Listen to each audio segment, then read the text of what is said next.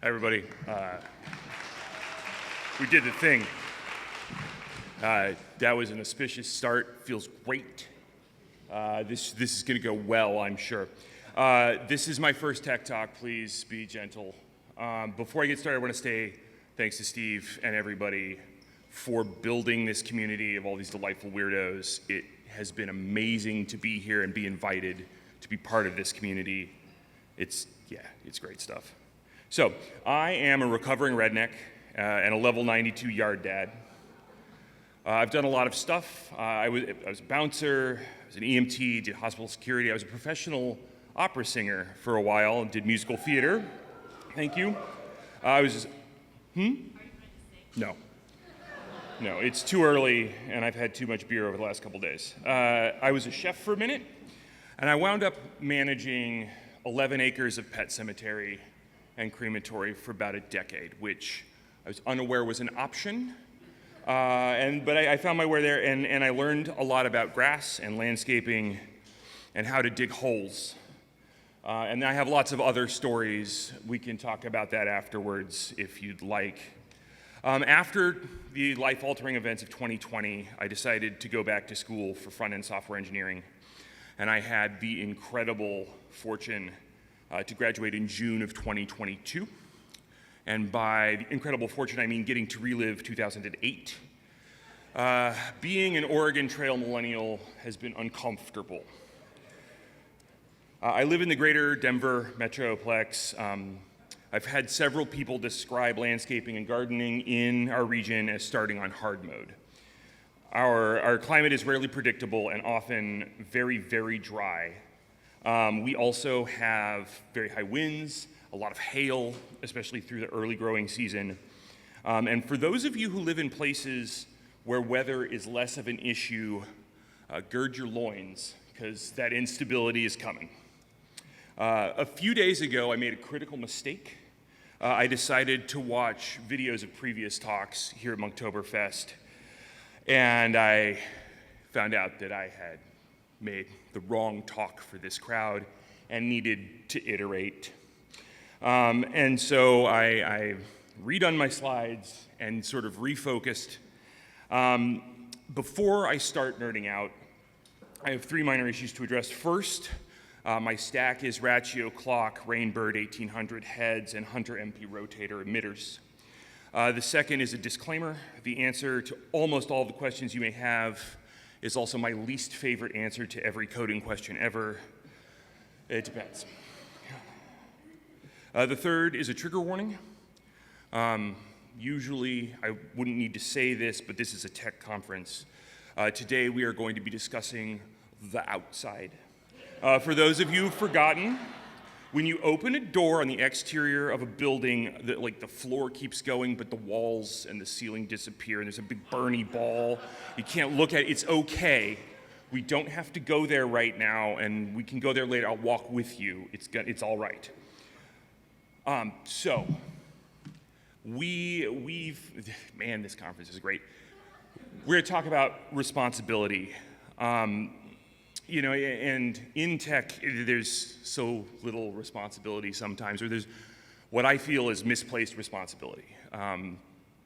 Sometimes it's cool if the number goes up, but maybe people are also important, and maybe we should show some responsibility to our community and to the people we live with and interact with.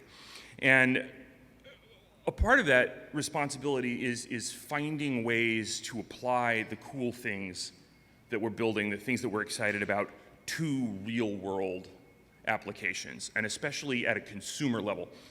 Part of my previous version, I went into some of the really cool stuff that's happening in like ag tech, and especially at the sort of commercial level. It's dope. There's some awesome stuff like spectral imaging with drones. Anyway, we don't need to talk about that today.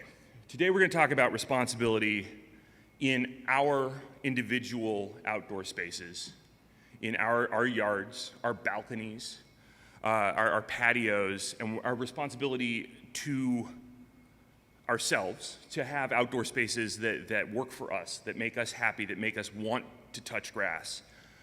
but also our responsibility to the climate, our responsibility to the native sort of ecosystem and to the critters, and our responsibility to our neighbors. Tech is not magic, and this is a good way for us to show our non-technical neighbors that we can apply these big magical terms like machine learning and artificial intelligence to our everyday lives in a way that is responsible, in a way that adds value to everything, and instead of just these nebulous like, but what if it grows thumbs and then it kills us, like, anyway. So I'm going to start by covering a lot of the basics of the way that I approach landscape design and these integrations. I've removed stuff for time, and feel free to hit me up afterwards or on Slack or find me a link to. I love talking about this. I'll talk about all the rabbit hole, just straight yeet into the rabbit hole every time. Let's go. So, a lot of my friends these days are tech adjacent. Many of them have fairly recently purchased homes after making that sweet, sweet tech money. And when you buy a home, you inherit the previous owner's yard, whether they were great and it was their hobby and they were out there every single day building some wonderful wonderland, or they were the other way and just neglected it for decades. And what I've found with most of my friends is that their biggest issue is overwhelm. They don't know where to start. It's kind of like walking into a code base that you're unfamiliar with. Like, where do we start? What do we do? And there are a lot of parallels between the technical world and this sort of landscaping world. And like, if you have a tiny outdoor space, like a patio or a balcony, it's kind of like a React idea box. It's necessarily pretty simple, just because it's small. You can add farkles, but there are only so many square feet. And you don't need much in the way of infrastructure, like a back-end or microservices, something like that. If this is your situation, and I talked with some folks last night, bale gardening is super cool, and you can plant like a couple of tomato plants and some peppers and like a container zucchini in one straw bale in a little bin on a piece of concrete and like grow a pretty incredible amount of food. Anyway, Google it. Come talk to me. This is one of those rabbit holes that I'm tiptoeing around the edges of. As you move up in size, you add complexity. Just as you, in an application, you'd add like CI/CD, testing, data, all of that. You start adding like irrigation and zones and weather stations and controllers and drip and heads and emitters and planting choices. And if a balcony is something like an idea box, an enterprise application is kind of like a golf course. And then like Disney World might be something like, I don't know, an enormous generative AI company or something, anyway. But with all of these projects, you have to have a goal in mind. When I was learning to code, I had recurring nightmares. I don't know if this works for anybody else, but I would go to sleep and I'd be coding and coding and coding and coding, and I could never make it work because I never knew what I was trying to do. And so your yard can be like that too. So the first thing you need to do is figure out what your needs are and what fits your needs.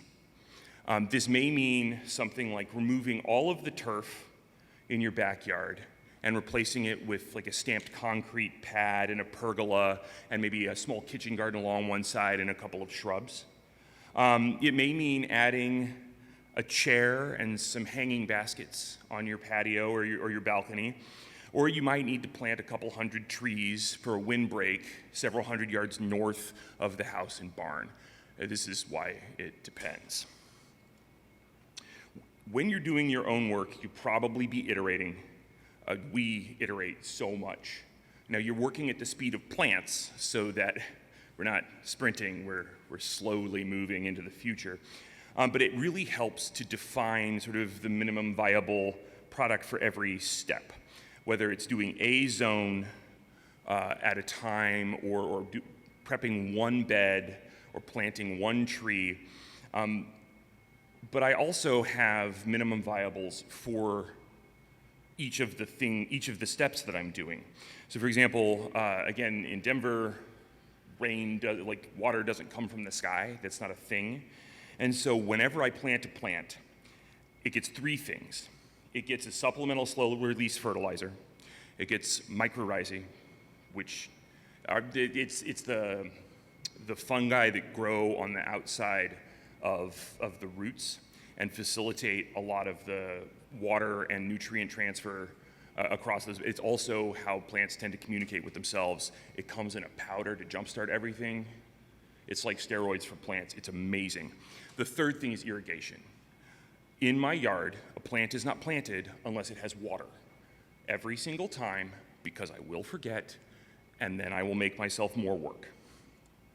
So this chunk of our backyard is a good example of sort of that iterative process. It started out when we moved. It was very, very sad turf, and then I cut the water to it because I didn't want to throw water on it for no reason, and it wound up looking like this. So I killed the existing turf grass with an herbicide that will remain unnamed. And then I dethatched it. I put on top of it our Denver Water was kind enough to provide this grass seed mix. It's a mix of blue grama and buffalo grass. It's native.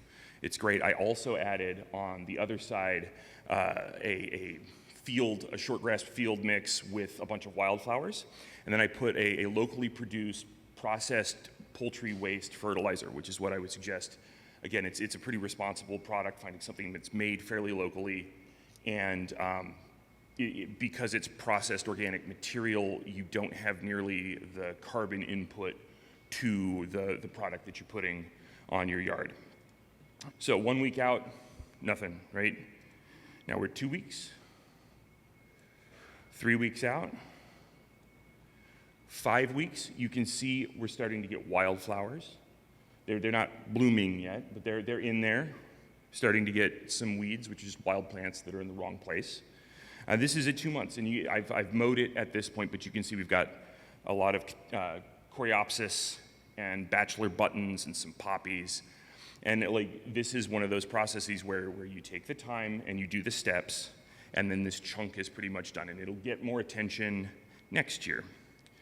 Now, once you've defined your scope and your steps, I actually use Trello for some of the bigger projects. We make tickets and organize them and pass them off, and it's whatever, it just finds your workflow.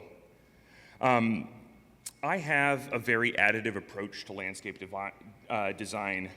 I prefer to add instead of removing things. So we'll trim your trees, we'll trim your shrubs, we'll overseed instead of scraping it. This is especially important when it comes to soil health.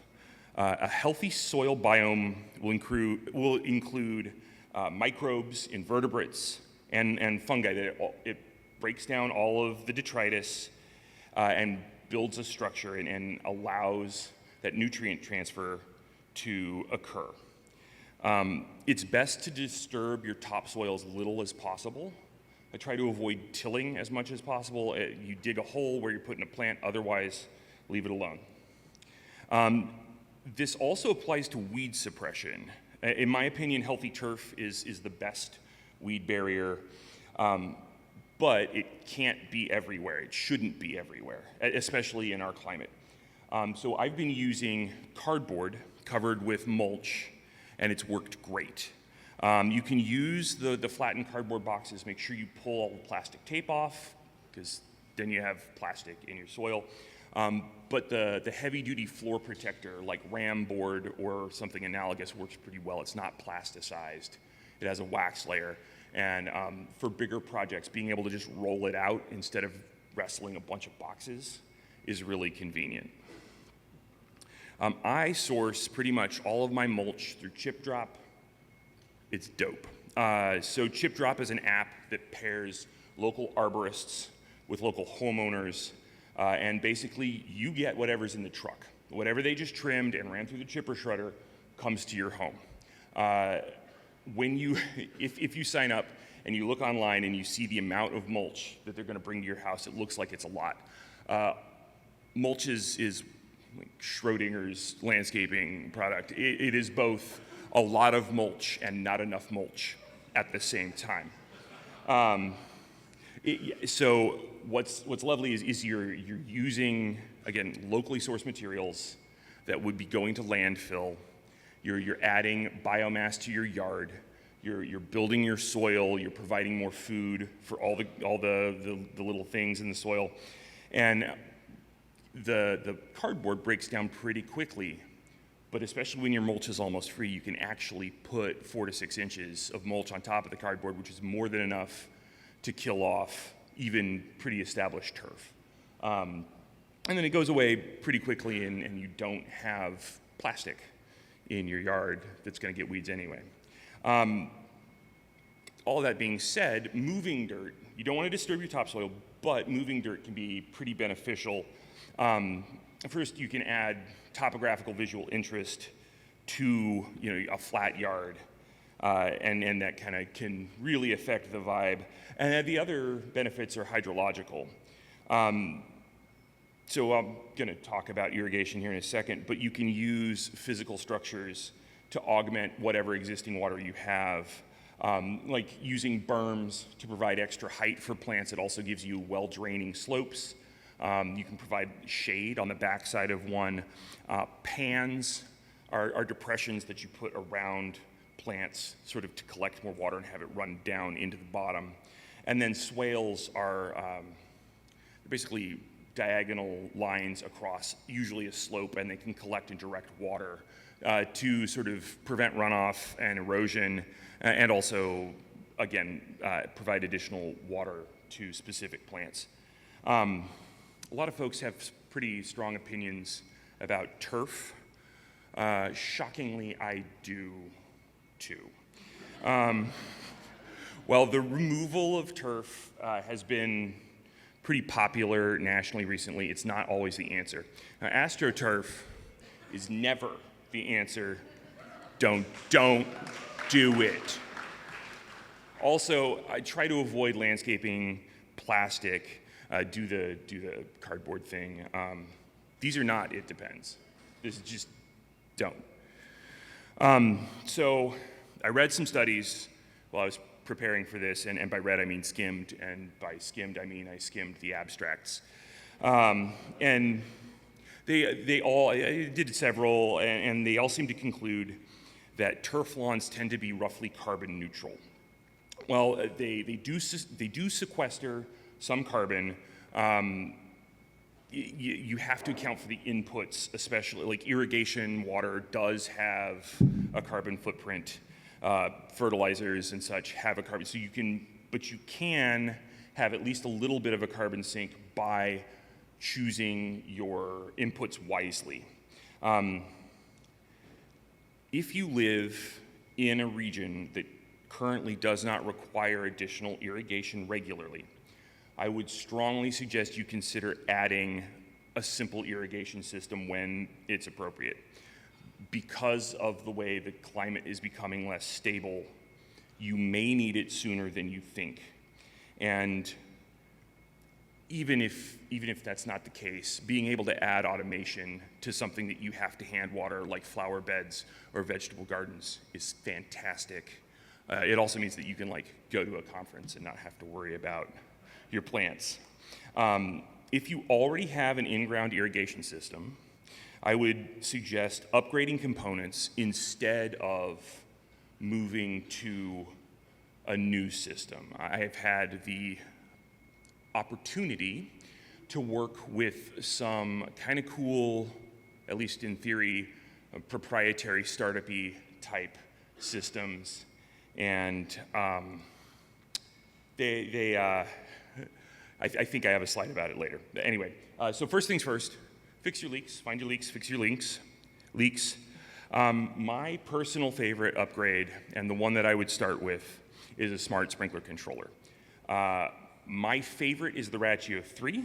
I've installed like 15, 20 of them at this point, including for all of my family members and any of my friends that I can convince to do the thing. It's well designed. I haven't had any issues, and it's really, their software is fantastic. The app allows you to have a really, really granular description of your yard, including soil type and slope. And then it uses the information that you provide in conjunction with the Weather Underground weather network to provide hyper-local weather information to your clock so that it automatically adjusts your watering schedule based on current weather conditions, recent weather conditions, soil saturation levels, as well as the season. There are other ones. This one is great. Depending on the age of your system, you should also consider upgrading your sprinkler heads. Depending on what kind you have, it can be as simple as unscrewing the emitter and putting a new one on. If this is, regardless, I would suggest the Hunter MP rotators. They are readily available. There's some other rotators that are pretty neat, but you have to order them. These you can get anywhere. I like Rainbird 1800 heads, personal preference. And if you're replacing heads, you should probably go ahead and consider switching from a rigid riser to swing pipe, which is a flexible connection, which means that if you get downward pressure on your head, it moves instead of breaking. A lot of these efficiency upgrades qualify for rebates, either from your water supplier or your local government. I also have a Tempest weather station. It's great. It brings me joy. It has no moving parts, which means it doesn't ice up, which is fantastic. It's solar. It uses a haptic sensor on the top to tell how much rain you're getting. It feels the raindrops, which is neat. And then it uses an array of microphones to determine what direction the wind is coming from and how hard it's blowing. It integrates directly with my Ratio, so my yard takes the weather from my back fence. And it also has its own endpoint, which you can use. It works with if this, then that out of the box. It also will connect to the Weather Underground network as an individual point to sort of expand their network. With this weather station, I mean, you can do scripting, use it to do it. Again, it's another really well-designed product. As you consider your irrigation upgrades, I would suggest you stick with things that you can find locally. I've worked on some of those hyper-efficient, kind of cool-looking, startup-y products, but heads are $400 a piece, and their boards aren't necessarily backwards compatible, so if this one breaks, then anyway. The other thing is any local sprinkler guy can work with the things that I just pointed out, which is great. You don't have to have a specialist. I mean, if you like to tinker, cool, but I would suggest things that you can get at Home Depot or Ace. So now that we're throwing water, let's talk about what constitutes healthy turf. And again, like the grass itself doesn't sequester a ton of carbon, but the dirt can. I don't like monocultures. Monocultures are bad. And in my region, I suggest a mix of rye and fescues. Both of these are really durable grasses. They're pretty drought resistant, and they also have strong sort of rhizomal characteristics, which is sort of that horizontal spread. Bluegrasses work okay in Denver as part of that mix, but I like to overseed with those rye and fescues. Another key component, especially in Denver, is mowing height. There's a pretty direct correlation between the height of the grass and the depth of the roots, especially with the cool season grasses that do well in Denver. Usually, the longer you leave the grass, the more drought resistant and durable it is. I usually cut mine to 3.5, 4 inches. Some of our native grasses, if you have a foot of growth, they have 15 to 30 feet of downward growth. It's really pretty incredible. I like mowing a lot. It's kind of my happy place. I put on my headphones, and then I make the lines straight. And I switched to an electric mower. I have a Makita because I have Makita batteries, and the batteries are expensive. It's quiet. There's no fluids. I would suggest going electric if you haven't already. It's totally worth it. I may or may not go with a robotic mower because I like mowing, and I don't want to necessarily take that away from myself. My parents, however, are retirement age. They're aging in place. My dad does not like yard work. So in the spring, we'll be converting the front yard to buffalo grass, which is a low-growing native, requires very little maintenance, very drought-tolerant, grows about 8 inches and then stops, so there's very little mowing. I just finished fixing the backyard, and in the spring, the whole family's going in to get him probably a Husqvarna product. Again, I like the big companies mostly because there's support, and I don't want to be IT for my parents forever.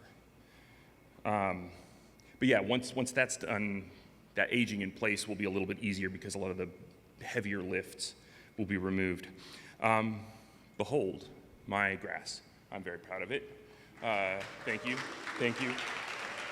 My smart-ass family got me these wonderful white New Balance for Father's Day because they're very funny. Anyway, I like this picture. It's pretty, but if you see the stakes in the middle of the grass, those are there for dragonflies. Dragonflies love to rest, and something kind of that small diameter in the middle of the field in the sun is a great way to encourage more dragonflies. They're incredible creatures. We're not going to nerd about dragonflies, but they eat a lot of mosquitoes.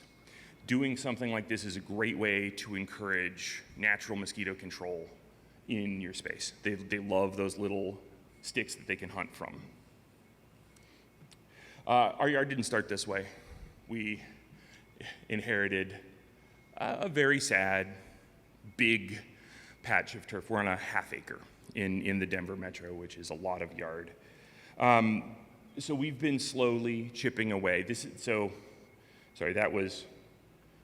from the other corner. This is the front of the house. We removed the turf and added our vegetable garden and flower garden. And this is the part that Kelly does, is the flowers, and I do it works out. Our powers combined are pretty good. As you plan your plantings, there are some things to consider. So to get sort of carbon sequestration numbers out of the way, a tree will sequester roughly 22 pounds of carbon a year for its first 20 years, then it scales with size and age. That means that you need 40 plus trees per person to offset an average American carbon footprint. We have a big yard and there's not that kind of space. Much less for like the 5 of us. And I would assume that woody shrubs are going to scale about the same way. I like to ask my clients, my favorite question is, where does your aesthetic fall on the scale from Dr. Seuss to Downton Abbey? Generally speaking, there aren't any wrong things to plant. You should plant what makes you happy in your space. Unless it's invasive, then don't, please. I usually encourage people to find native or at least regionally native options. There's usually something that fills the same niche as another ornamental. We've been focused on planting native-ish trees and shrubs that provide good habitat for the local critters, are visually interesting, and are also food sources for people and animals. We call them edimentals as opposed to ornamentals. We have currently in our yard, not counting the actual garden, apple, peach, mulberry, sand cherry, serviceberry, strawberry, golden currant, elderberry, raspberry, and blackberry. I think I might have forgotten one. We have fresh berries from April until now of different kinds. It is so much fun. We've also got a bunch of perennial herbs. Most of them are for the kitchen. A lot of them also have medicinal uses. Another fun thing that we're probably going to do in the spring is a tea garden. So planting plants specifically for, we just call it yard tea. which sounds super appetizing, but we've got like feverfew and chamomile and a bunch of different kinds of mints, and the kids love it because they're just like, go pick some tea. Kitten break. This is Moaning Myrtle. She's very shouty. She's one of our yard cats, and she just had kittens. They're 4 weeks old and about the size of a potato, and they're very cute. So back to our responsibilities. I'm assuming that everybody's pretty aware of our pollinator issues. This is a monarch that laid eggs on our milkweed and then had caterpillars, and then they ate the milkweed, and then they made a chrysalis, and then it hatched, and then there was a monarch. We did the thing that we're all trying to do. It was very, very rewarding because like it worked, right? And so best practice for pollinator-friendly planting is to make sure that there's a wide variety of flowers present. We often think of European honeybees. In the northern Front Range of Colorado, there are several thousand species of pollinators, and they range from thumb-sized bumblebees that have no business being able to fly, all the way down to flies that are hard to see with the naked eye. Obviously, those two bugs do not eat at the same buffet. Increasing your plant diversity also increases the number of niches available to be filled. They also attract a bunch of non-pollinator insects. We've had a really good praying mantis population this year. Our assassin bugs are fun.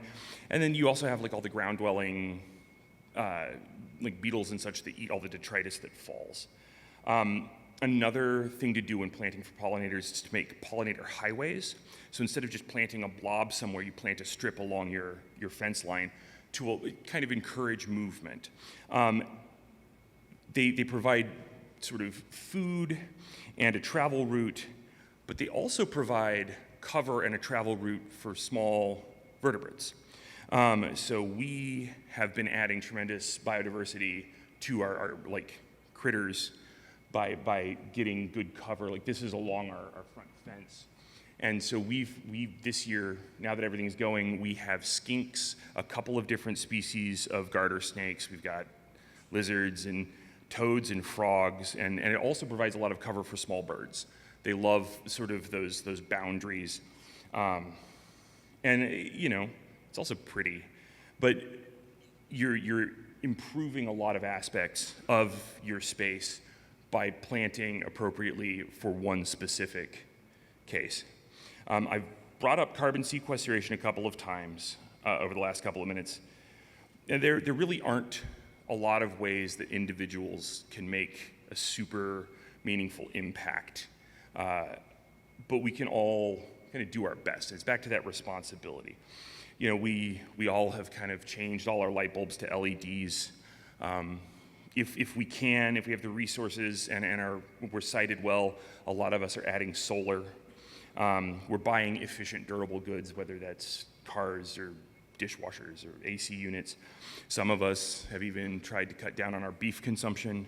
Having a healthy yard with a diverse biome is an overlooked thing that we can do to try to mitigate that impact. And by irrigating responsibly and efficiently, and by reducing the amount of turf we have, by planting more trees and shrubs, we can increase the amount that of carbon that we're sequestering just by making small changes over time. I mentioned the diversity of our food-bearing trees and shrubs. We also have a pretty solid garden. It's currently about half produce and half cut flowers. We have flower bouquets in the house all the time. It's amazing. It never occurred to me that was just an option. Would strongly suggest we are currently growing more produce than we can consume, which presents us with some opportunities to participate in mutual aid, which is another way that we can interact responsibly with our community. So far, most of our excess has gone to neighbors and family, but when we get home, we'll be in the middle of tomato apocalypse. And we will probably wind up taking a couple of flats to our local food pantry. Also, like, we have well-established blackberries, and they're throwing suckers like crazy. And so instead of just killing them, I've been transplanting the suckers up to our front fence. And the intention is that over the next couple of years, we'll have a second blackberry bramble that's accessible from the road, to allow our neighbors to just stop as they walk. When the blackberries are season, eat as many as you want. And even if we do all the things, our efforts don't necessarily amount to much. But, however, we have the privilege to kind of be the first domino. As you start improving your yard, and with sort of these ideas and goals, and like, you start yard shaming your neighbors, or at least they'll start noticing what you're doing. Life got weird a little while ago for everybody. I don't know if you guys remember the dark times. And it's hard to interact and talk with our neighbors. A lot of us lost contact. But this is a good way to spark conversation and spark ideas and explain how you're incorporating technology into your watering, and explain the choices that you're making with planting. And you can be the anchor house on the block, right? Get your neighbors interested and involved. And I love the idea of a whole neighborhood with varied individual yards full of little creatures running around, taking baskets of whatever everybody's growing back and forth. And I think that's a pretty responsible way to live. Thank you for listening to me ramble. I appreciate the opportunity to share something that I find really important and I really enjoy. Hit me up on LinkedIn or Slack or email. Find me afterwards. I will talk for hours. I appreciate the opportunity. Thank you.